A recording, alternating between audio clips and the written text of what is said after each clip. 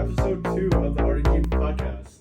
Today we are joined by RDG Butter, RDG Whisk, and myself, RDG The Log. And we're also joined virtually by RDG Ouzel and RDG Squishyyyy on the Zoom call. So today, it's been a while since podcast 1, so we're just here to tell you guys how we've been doing and what we've been up to. So let's start with Mr. Butter. Mr. Butter, all right. Well, I've been musking it up at Central Michigan University, commuting, of course, only there 2 days a week, enjoying my time off, the other 5, staying up until the late hours of the night, playing League, watching anime, which are 2 things I would not have seen myself doing 6 months ago. Understandable. Yeah. Mr. Whisk, would you like to go next? Sure. I have been in C must you doing nothing but League and sleep. Yeah, base. How about you, Squishyyyy? Been working it at the Big B. Been stacking my bread and then playing League of Legends on my downtime. That's my whole life. Yes, sir. That's how we do it here. Me personally, I've been going to University of Michigan in Ann Arbor and just playing a lot of League mostly. Yeah, that's about it. And lastly, Mr. Ouzel. I've been here in Fort Collins, Colorado, going to Colorado State University. Been playing a lot of League as well, and then schoolwork, of course. Yep, sounds good. Yeah, everyone's just been doing some school and playing League, of course. So, yeah, even if we're far away from each other, like bed 19 hours away, it's okay because we'll just hop on the Rift and just absolutely feed some games, the usual. Anyways, so yeah, that's what's been going on. We're here to bring you podcast 2 today, so hopefully more to come. We'll see when everyone's available. Next part of our podcast will be led by RDG Whisk in his very, I would say, his favorite show, Arcane. Facts. Well, you know how every music video Riot ever produced, you should make a TV series, you should make a movie. They did. It was pretty good, I gotta say. I watched it 8, 6, 7, something like that, some amount of times. And I gotta say, it is just one of the best shows I've ever watched. Down from the characters, the story, the music, the animation. I mean, video game adaptations have a history of being absolute terrible. But Arcane broke that tradition and became great. The story is super good. The characters are definitely they're definitive editions. If you want, you can have the characters in game and in their lore in game. But if you want the story of the character, if you want the design of the character, the pinnacle of their design and story, you want the Arcane version. The animation is amazing. It's very unique, switching between styles actually sometimes. And then they also have that habit of doing these music video moments where one of the main songs from their soundtrack will be played during these huge emotional scenes, and it just adds this weight to the series that cannot be replicated any other way. And I mean, Jinx! I love Jinx! Yeah, we know you do. True. Yeah, that's a fair judgment. What would you say is your favorite character in Arcane? Jinx. Jinx? Mr. Butter? Solid bet. My favorite character in Arcane? Yeah. Well, as I've only seen the first 5 minutes of the first episode, I'd have to say, oh, jeez, I'm trying to remember what happened. There was I want to say there's this, This guy? Yeah, well, there were a few of those. Yeah. I'd have to say, I think Vi was pretty cool. She Yeah, beat in the some first kids 5 up. minutes? Yep. Yeah. And yeah, she didn't yell at a small child, unlike several of her comrades. So that was pretty based. Yeah, I agree. I need to actually watch a show, and maybe after this testimony from Mr. Whisk, I will be motivated. True. I personally, my favorite character has to be Silco. I think his whole character development and just what he stood for as a character, just it just felt very emotional to me, and he was just very thought out character, and I just enjoyed his character development a lot. Any words from Squishyyyy or Ouzel? I like time. Yeah, my favorite time as well. I'm goated. Facts. I'm the GOAT. You already know. Facts. All right.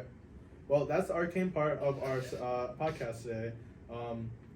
Yeah. Anyways, if any of you guys in the audience haven't watched Arcane, I strongly recommend to you, as if you didn't already get persuaded by Mr. Whisk's incredible sermon, please watch it.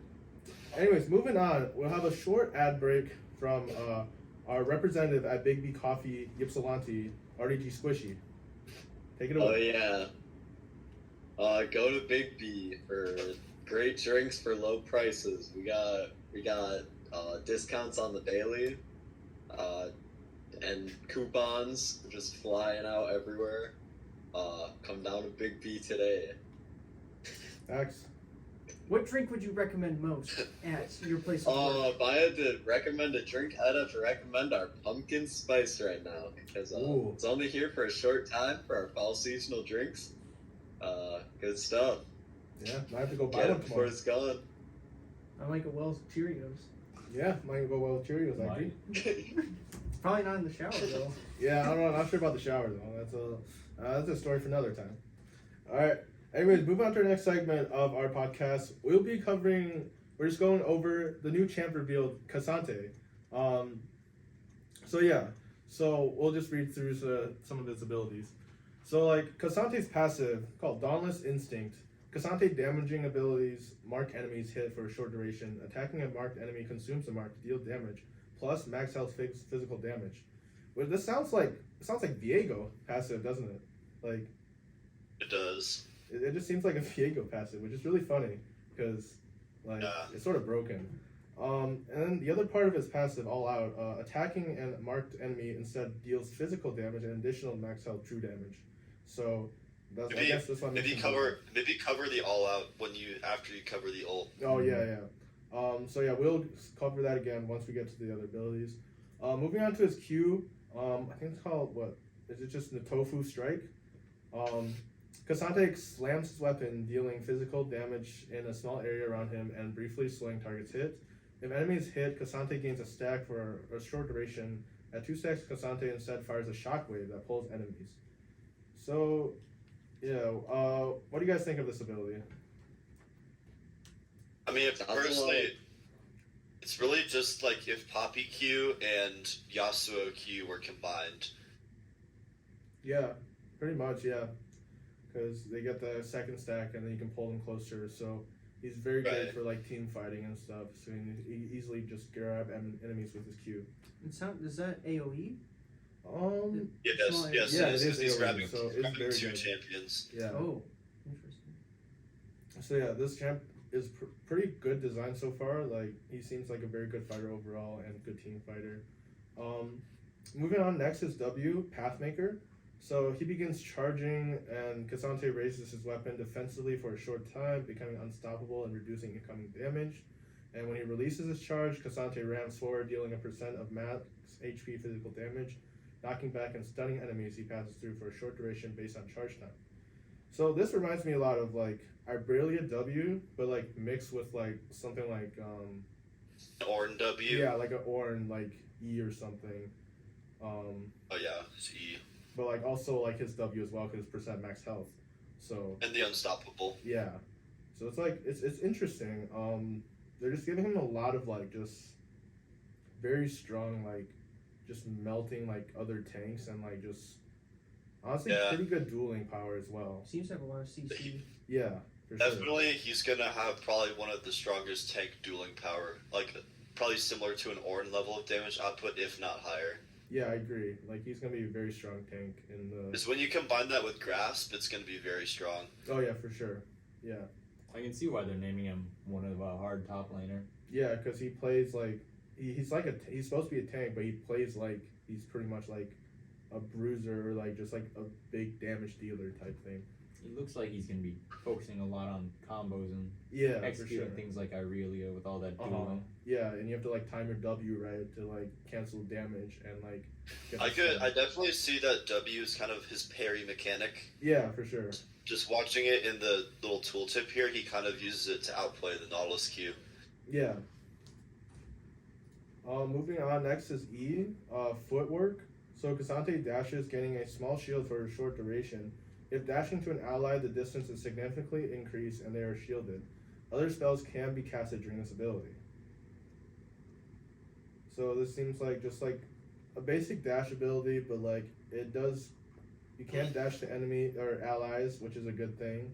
Like it's honestly proven to be really broken if you can dash to allies, so it is pretty broken. Yeah. And he can cast other spells during this, which is really interesting because like it can be combined with like other stuff to be like extra effective and stuff like that. I'm just a little confused because they word it in the first part as if it's just a skill shot or not targeted, but then when you say attached to an ally, it makes it sound like it's point and click targeted. So I'm not sure what they're making it out to be, almost as if it's like maybe a Rakan-y type thing where you can. I don't know. From the video, it seems like he can just dash without having any allies.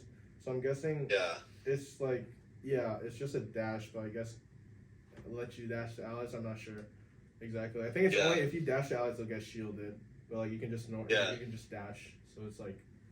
I think you still get the shield with just dashing. Normally. Yeah. Just like your allies get the shield as well. I have to say, I'm not a fan of them adding little mechanics like the ally being shielded thing, because that makes me think that you'd be pushed into like a support position by some players, and I know Riot hates flex picking, so I feel like that's just going to open up more possibilities for him to be like almost a triple flex, because looking at his Q, depending on the CD and damage of that could be a jungle mechanic as well too. Yeah, I agree.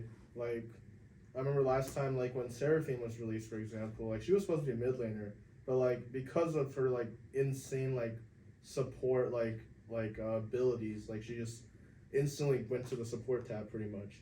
And, like, who knows, maybe this will happen to K'Sante. He could become, like, sort of like a Taric type support, where, like, he can honestly, like, 1v9 by himself if he really wants to, but, like, he also can, like, shield and stuff, so, and, like, CC.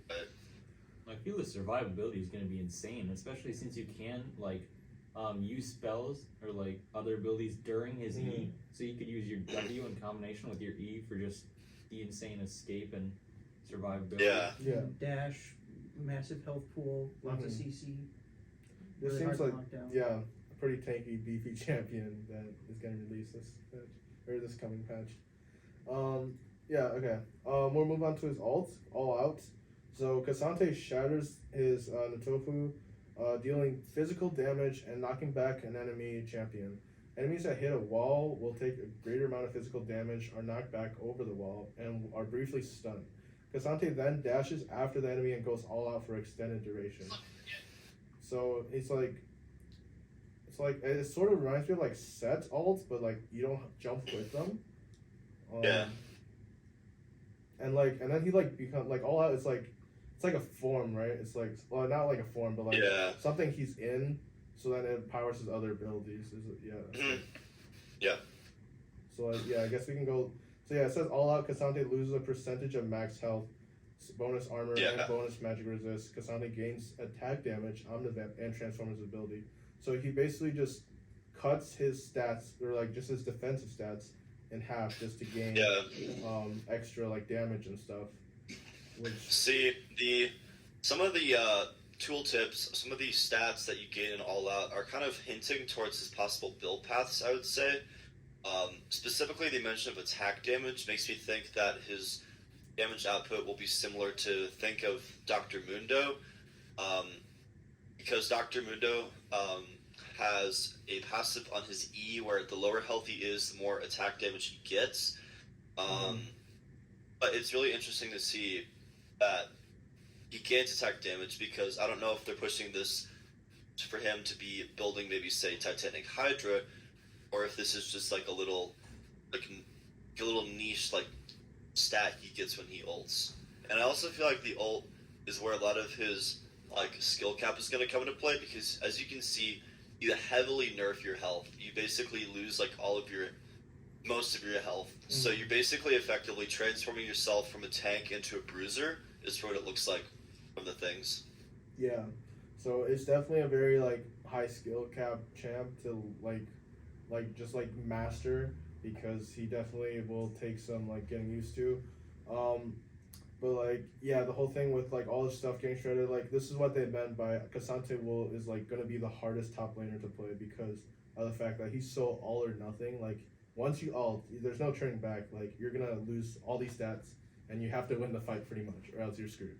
Unless you're going like a tank build, you're gonna just be insanely squishy once Yeah. you're old. Should we go into the rest Yeah. of his all-out abilities? Yeah, we can go through the rest of them. So going back to his passive, so during all out, his passive, so when attacking a marked enemy, instead deals physical damage and additional max health true damage. So yeah, it is. That's like the Vayne W mechanic. Yeah, it is Another a lot of Tyrion on top damage. lane. Like Yeah. especially getting all that AD already from the all out. Like it's gonna do it's gonna hit like a truck. Like it's gonna be like what, like the tiger form? Is it tiger form? No, it's like the bear form. I don't know what's it called. Just like his Q, Udyr Q. If you build like if you build like Sunder or something, and he just absolutely shreds you. I feel like this is what it's gonna like sort of be like. Like he's just gonna. Or like absolutely I was shred you. thinking a Fiora Mark proc. Oh yeah, something like that. Also is, it just chunks you down. So I feel like honestly, like, what if he builds like Divine Sunder? Like, I feel like he Yeah. could make use of that a lot as well, because I think It's just kind of hard to see where he's gonna build because out of his ultimate, you basically are just in like Ornn. But then once you ult, all his abilities kind of make him seem like he's like a high damage fighter. Yeah. So it's just kind of interesting to see where the build paths will go with such a hybrid design. Like it could even be just like a hybrid like tank bruiser, even like you just build like maybe Right. 1 or 2 bruiser items and everything else is tank. Which we do see a few of those, like just like normal bruisers can do that. But like this will be interesting to see for sure. Right. Moving on to his Q all out. So this ability's cooldown is reduced and no longer slows targets on hits. So yeah, it no longer slows a target, which means it just has less like team fight ish, like more like less CC ish. So it'll just be For dueling. yeah, it's just like more damage, less like lockdown. So like they might be able to escape you, I guess, is what like it I think that's- changes. Well, he still has his Balance. W, which Yeah, he might, does. Well, It's just- if it's an all out, it might change that too. Yeah, so it's just the ability is pretty much just you get to use Q more, which I guess in turn does like hold them. So maybe it does work out that it's still like pretty good, but I'm not quite sure of the read on that one. Yeah, we can move on to the W, the all out. So the abilities cooldowns refreshed. So I guess once you hit all out, it'll just refresh right away, and then the damage reduction is increased, so you'll take more damage, and then deals an additional amount of physical damage based on the charge time, and the charge and dash speed are doubled. So it'll be like fat, like yeah, that'll be fast then. It sounds like it kind of makes up for the Q losing its slow. Yeah, that's true. Yeah, it does make up for that. Losing He the loses the slow, but he gains speed. Yeah, he gains extra speed, so it's sort of like, I don't know why I just keep thinking of Udyr. Like he has like different forms, and this is what I feel is like he just gets different. Like it's empowered E instead of its normal E. Like it's just faster and like, I guess Come CC immune. Like yeah, that. and it's already unstoppable still. So Mhm. he just gets to do that for free. Like I don't know. That might be a little broken. I'm not gonna lie, but because that lockdown is sort of insane for that ability. And onto his E. His all out for the E is the ability's dash speed is increased. So again, increased in speed. So he's gonna go from like a really like just CC heavy tank to like more of a speedy like bruiser that does a lot of damage. And then the dashing to a target location has increased range and can go over. Okay, so he can't go over walls with his normal E, but I guess once he hits all out, he can jump over walls. Sort of like Belveth. Yeah, sort of like Belveth, where if you're like if you have the ult, then you can go over the walls, but if you don't, you can't. So yeah, they're just giving him a lot more mobility, I guess. That's what I'm seeing once he hit all out, which is very interesting. I think like we don't see much like tanks, I guess, that get to do that because they always are supposed to be like just there and like not do anything else. So it's just very interesting. Sounds like he's giving you a lot of trouble unless you have a lot of CC to kind of lock him down. Yeah, and he's He's even hard to lock unstoppable down with too because he has True. unstoppable and he has his W that like Yeah. he's just like Irelia. So it's like a tank, but like even tankier than a tank. But then he can turn into like a really OP fighter that's really mobile. So Yeah. That's why it's really tough to see, and I could see this going into maybe like a red cane, blue cane kind of scenario, where you build based on the role you want to fill, and because as you can see, when you hit all out, you lose a percentage of your max health, but also your bonus armor and bonus magic resistance, meaning you make yourself really squishy, or compared to how tanky you would normally be. So I could see it, Cassante building almost like just a standard bruiser path, and then hitting his ult, and then being able to use the full intent of that. And yeah, the more I read his tool, the more I read his kit, the less he sounds like a tank. But I would feel like he's gonna be pushed into tank items pretty hard because most likely they're probably gonna make all of his items scale off of max health or something like that. Yeah. So I agree. Yeah. Like I think it'd be fun to play him as like a bruiser because I think it'd be pretty broken.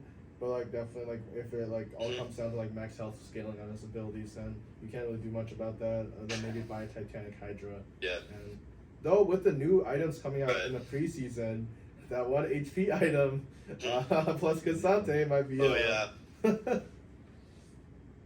Yeah.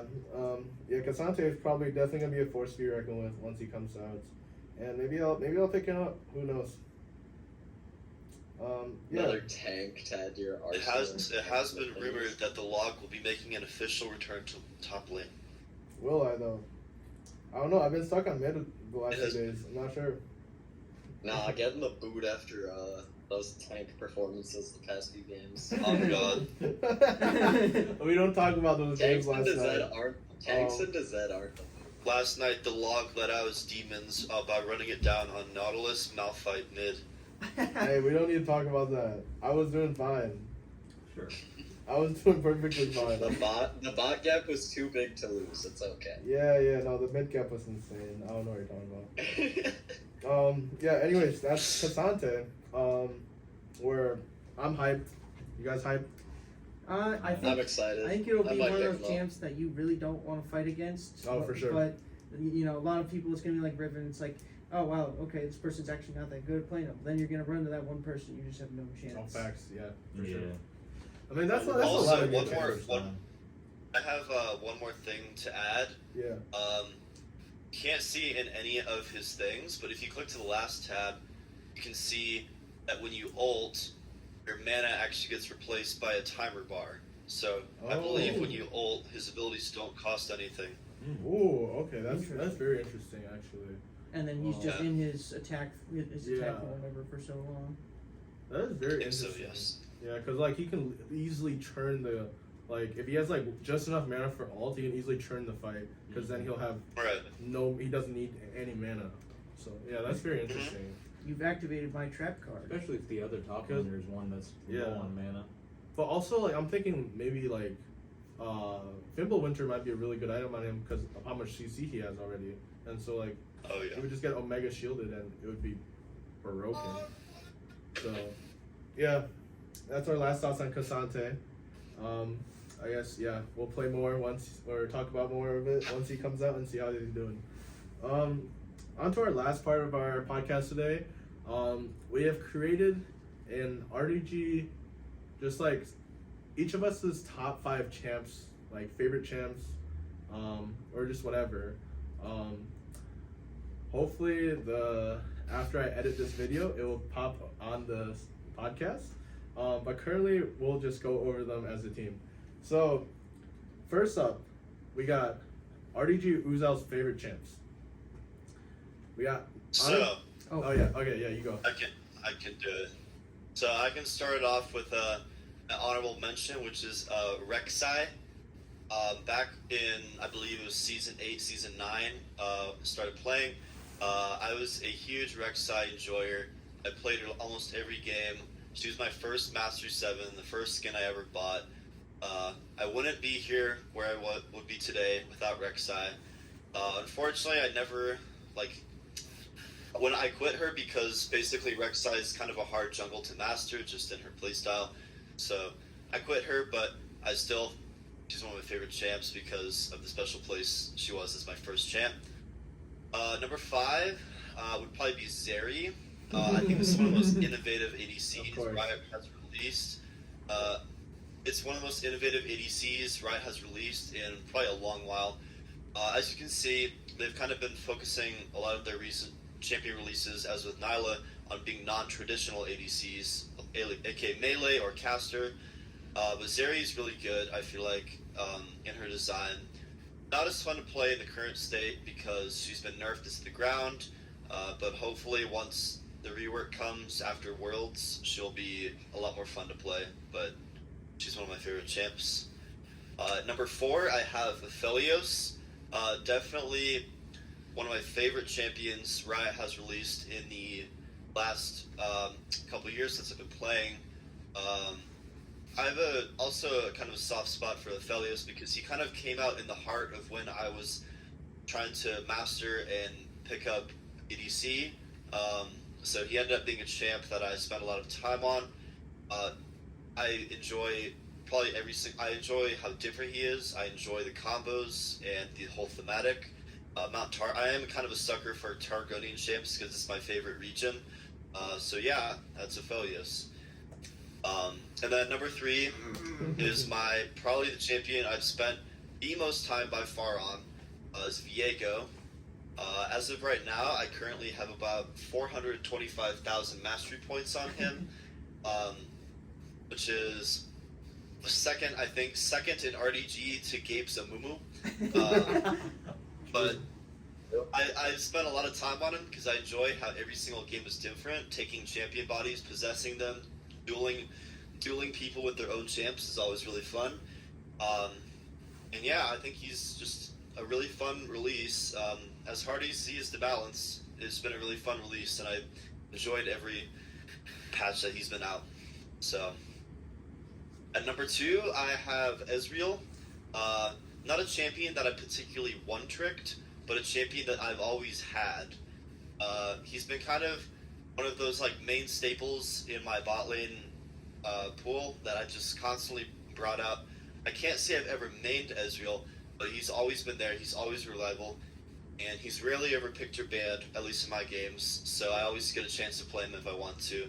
And such a really fun champ, hard to master, fun to play. He's one of my favorite champs.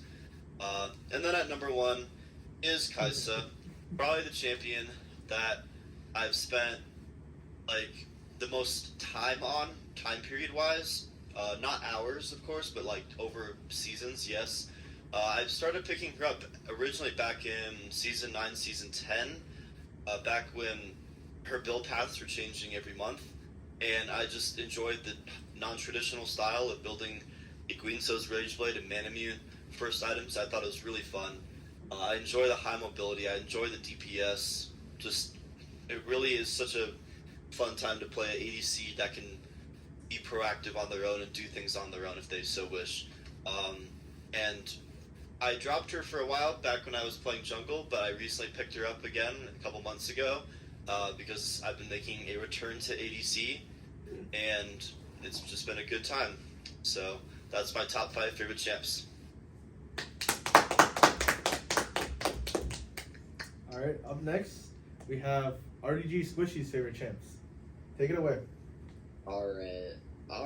With starting off at number 5, I got Yumi. It was one of my first supports that I really enjoyed playing because I felt I could actually be good on support because it was such an easy champ. But I really like the mechanic of bop and block. That's my favorite part of her because then it adds it's such a useful tool, but you have to be somewhat proficient with it. or else you can easily get caught out and lose a lane because of it. Mm-hmm. But besides that, I just like champ design, real soft spot for cats. And then at number 4, got a Blitzcrank, always a fun champ, consistently good if you can land your Qs, which I land all the time. Of course. Yeah, sure, man. Yeah, Sure, I sure. got I engage my 100% trust. Q rate. Check the records. But really fun champ, really good to get into if you're looking to play more aggressive supports. It's a great way to learn the aggressive playstyle, because once you hook someone in, you have to like all in, so it's a good champ in that. Number 3, we got Nautilus. It's definitely one of my first champs that I know lifed. Next to Amumu. I really liked his playstyle in the bot lane. His level 2, it's really good. That hard engage. Can usually get a kill or 2. Really like his champ design. I'm more of a, when I like champ, like looking at champs I like more creature, non-human champs. Number 3, we got Rakan. This was an out of the blue pick that I picked up out of nowhere, and I really liked it. I popped off with it a lot, and then I got Mastery 7 on it, and now I barely touch it because I fell off hard. I do like the play style of it. It's very in and out. It's good. Like, it's really easy to posture up with them and play aggressive, all while remaining safe. And now for the number 1, we never expected ever. This is a real left fielder, Amumu. He was the first skin I got a champ for, so I picked it up and was like, "Hey, this champ seems fun." And many a nights of the big B grind into the Amumu ranked games. I think the most ranked games I played in one night was like 14. And Amumu still stays hard in this meta. He goes hard, always a viable pick. Not in the jungle anymore, but it fits into my patented Amumu support that I made season 10. And everyone laughed at me for it. They said it's not a real thing, it's not good. And look at Amumu now. True, we doubted him. And that's my segment. Would you like to share your current mastery on Amumu, Gabe? Oh, let's pull it up here. By the I way, know it's like going towards 700. when It's Gabe did almost the at big B thing, 600,000. Right now it's at 585,126. Damn. The highest master in RDG. Yeah, probably for sure. It is. Yes. Yep. For sure, highest mastery. On a side note, when Gabe did the Amumu ranked every night, we coined the term the Gabe challenge, as one would say if you were playing straight up Amumu in the ranked all night. And yeah, thus Gabe became Amumu. Best way to climb. Best way to climb. No cap. Yeah, I also partook in a little bit of a Amumu challenge or Gabe challenges myself. I do have to slightly disagree that Amumu is not viable in jungle, because I do play him in jungle. I mean, he's still good. He's just not as okay. He's good. still good. He's not as good as he once was. Yeah, I agree. They had to balance him for support. Yeah, thanks. All right, the next one, it's mine. So my top 5 league champs. So number 5, we got Zed.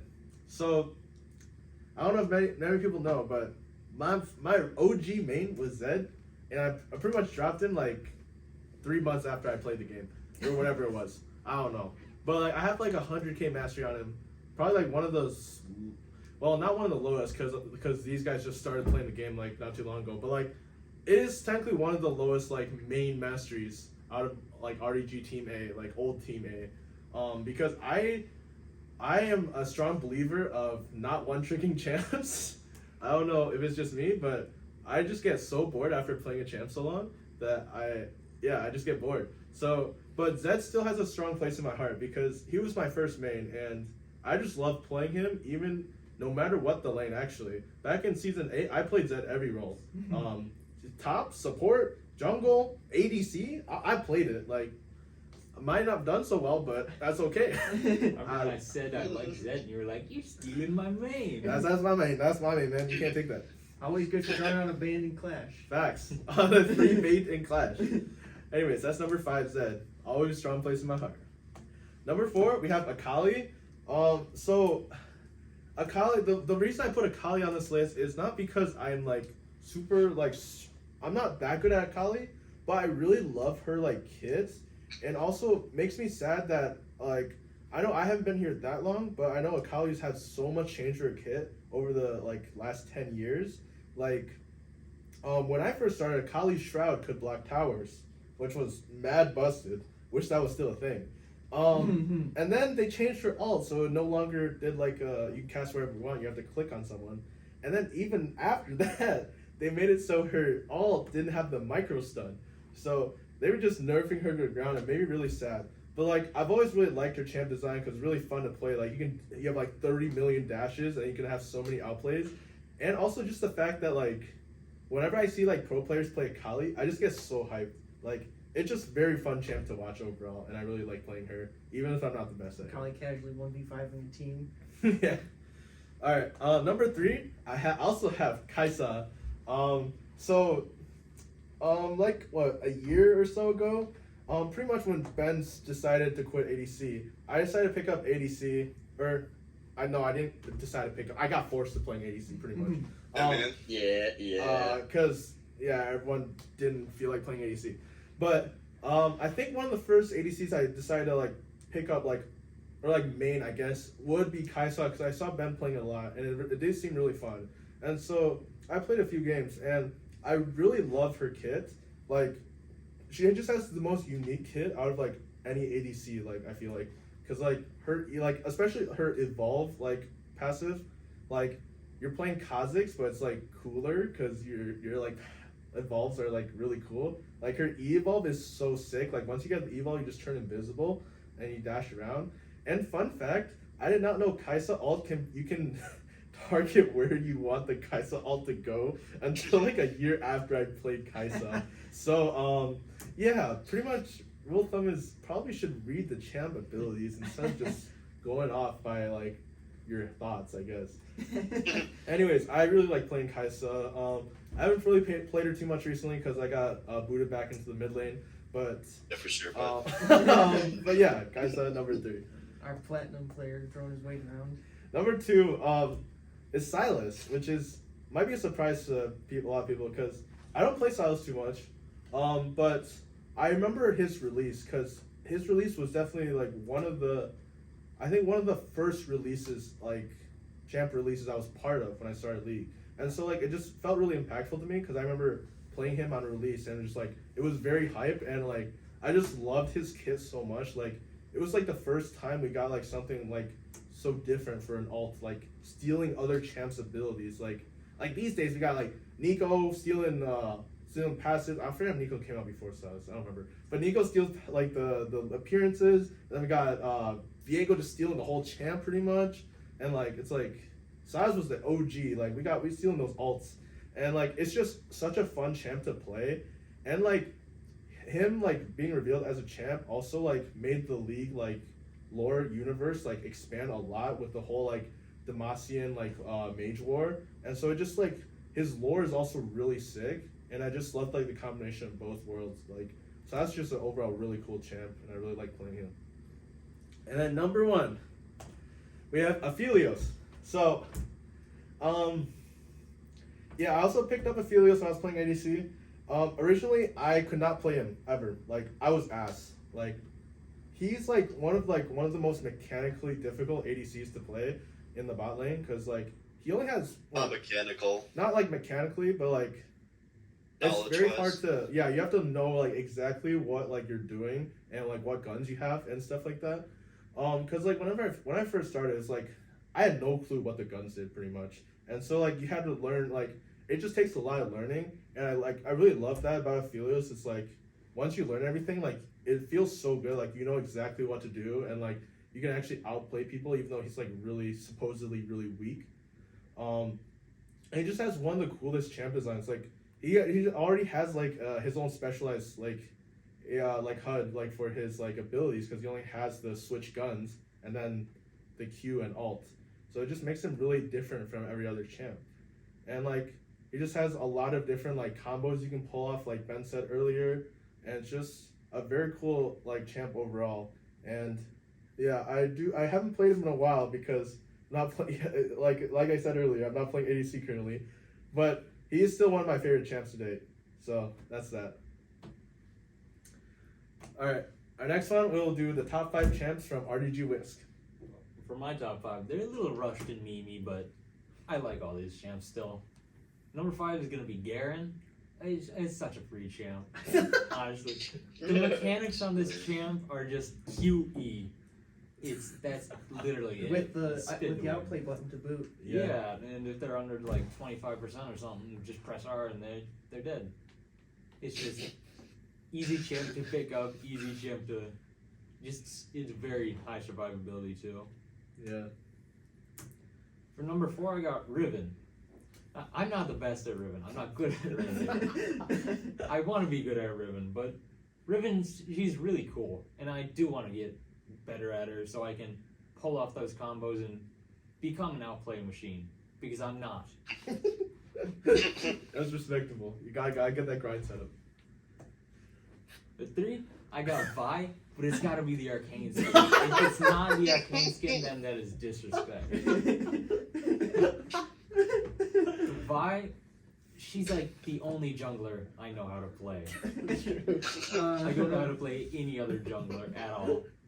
I picked her up when before Divine Sunder had its nerfs, so she was just really strong at that point, dealing so much damage and having a lot of healing to boot. She just really fit into my playstyle like a bruiser, and I just really like her kit and the ability, how much CC and chase she has. Yeah. For number 2, we got the Singed. Now, you know how I love Must. And Singed is the epitome of Must. He just musts up everything. Including his own team. Yeah. It's just such a unique play style. And I mean, ARAMs with Singed are the best thing to ever exist. Because then you can just pop your Q, pop your R, pop Ghost, run 90 kilometers an hour through the entire map, spreading Must everywhere. Just honestly, great champ. I don't know. I have to disagree with you there, to be honest. And number 1, we got Jinx, but it's gotta be the arcane skin again. Otherwise, no. No, normal Jinx splash art is terrible. It's gotta be arcane Jinx. I'm terrible at Jinx, I gotta say. I'm terrible at any ADC. I am not good. But she's still pretty fun, and I was once complimented for hitting my R's on Jinx like all the way across the map. That was the highlight of my league career. It peaked there, it's all downhill. Now you consistently get roasted for missing swing E's. That's just you. That's just me. you, bro. He only gets roasted from his Nico performances. True. Alright, moving on. We got RDG Butter's Peak 5 is what he called it. Alright. So number 5, we have the return of Blitzcrank from Mr. Squishyyy's list. I like playing this champion a lot. It was my first of 2 to get to Mastery 7. Basically just one trick supported him for a while. He's a lot of fun to play. I remember a week or 2 ago, me and Mr. Log were just in bot lane just grinding out Mastery 7 tokens for his ADCs. We got like 5 that night, something like that. Yeah, we were just absolutely trolling. He's a lot of fun to play. He's basically the only support I actually know how to play, as Mr. Ouzel can attest to. We won't talk about Tart support. We don't talk about that. But yes, I've had a lot of fun playing this champ. Number 4, we have an interesting pick with Braum. So I don't actually play Braum in normal games. I only play him in ARAMs, but anytime he comes up, I will instantly pick him. The idea of just this beefy dude with basically just jumping around the map with this massive shield, it's one of my peak moments in ARAM, just like blocking ults with the shield or whatever, just casually taking like no damage. He's a lot of fun to play in ARAMs. I would be completely lost playing him in normal games, but he's so much fun playing ARAMs. I like playing a lot. At number 3, we have Mordekaiser. Now, I was basically top lane for the majority of my pre-Team A existence. He's my second champ that I've gotten to Mastery 7. I really enjoy playing him. Top lane, I can't really play it anymore because I've forgotten how, playing jungle most of the time. But he's always been a lot of fun to play. I love just snowballing with him in lower elo and just 1v5ing. Definitely should have been your first Mastery 7. You're just Yeah. feasting. Yes, Yeah, you should've. I did have 3 Mastery 7 tokens You for a had a while, really but lot I before didn't you want got to spend boosted. 2,000 blue essence. Yeah, okay. So my second pick, we have Jarvan 4, also known as American Jarvan. It's always fun to get roasted with the QE combo rather than the EQ combo, which I miss about. Well, I've been doing better lately now that I realize that you don't actually have to hit them with the E. You just have to, you just have to be in the path. So I've been improving, but I think I probably miss like around 60% of my EQs. But yeah, he's a lot of fun to play. I like the idea of basically trying to help your teammates snowball rather than snowballing yourself. Yep, it's a lot of fun. We have the Gables Locos Gapo slide because there's such a gap between second place and first place on this tier list that no one can possibly beat my number 1 Pantheon. Honestly, the most Giga Chad champion ever to exist.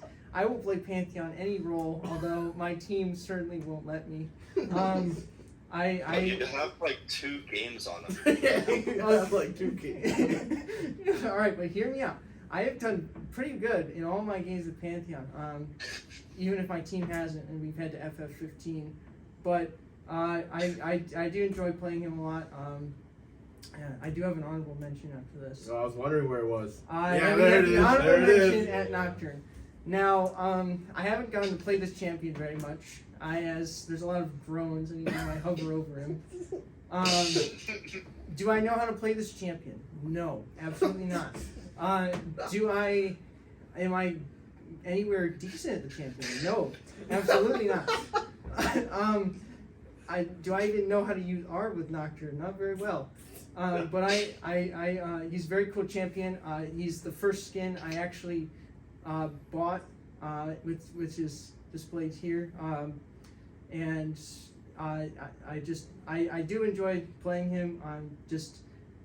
It is the origination of the cool, Mr. Cool Buddy.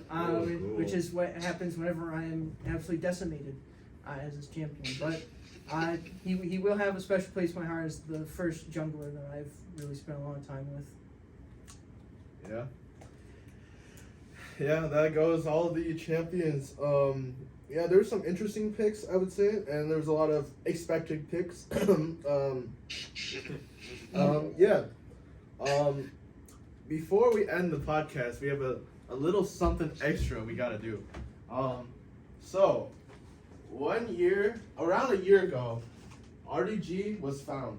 So today, we're here to celebrate RDG with some assorted mini cupcakes for RDG 1-year anniversary. So Let's go. I'll be.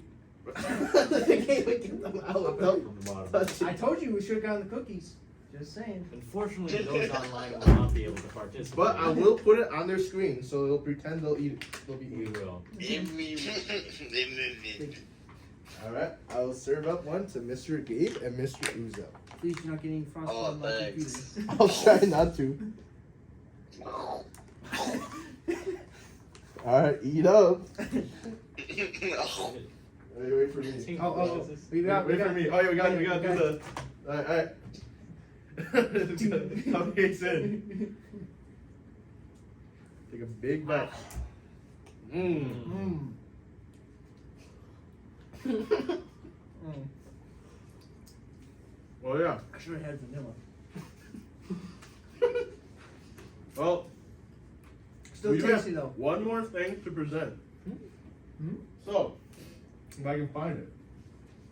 Please hold. Last night, we had RDG class number 2, and we won 2 games out of 4, and we got 4th place in overall.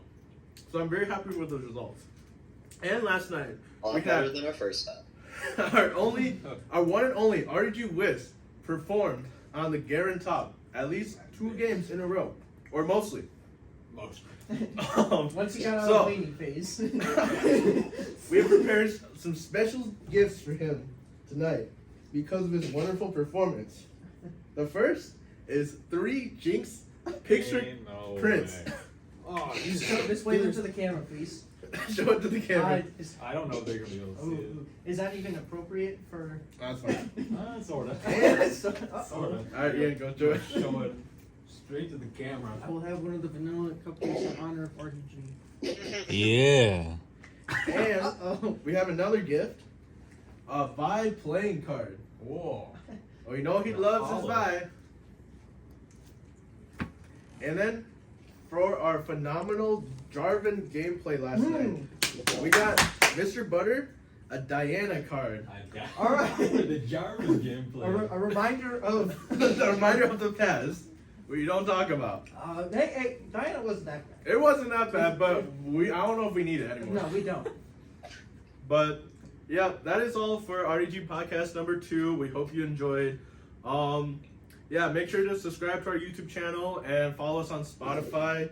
Hopefully this will be posted on there soon, as soon as possible anyways. Yeah, any last words, guys? No, hopefully we'll have the third one sometime decently soon. Thanks for tuning in. Oh yeah. Yeah. Thank you. Tune in next time. RDG out. At the 100. RDG out.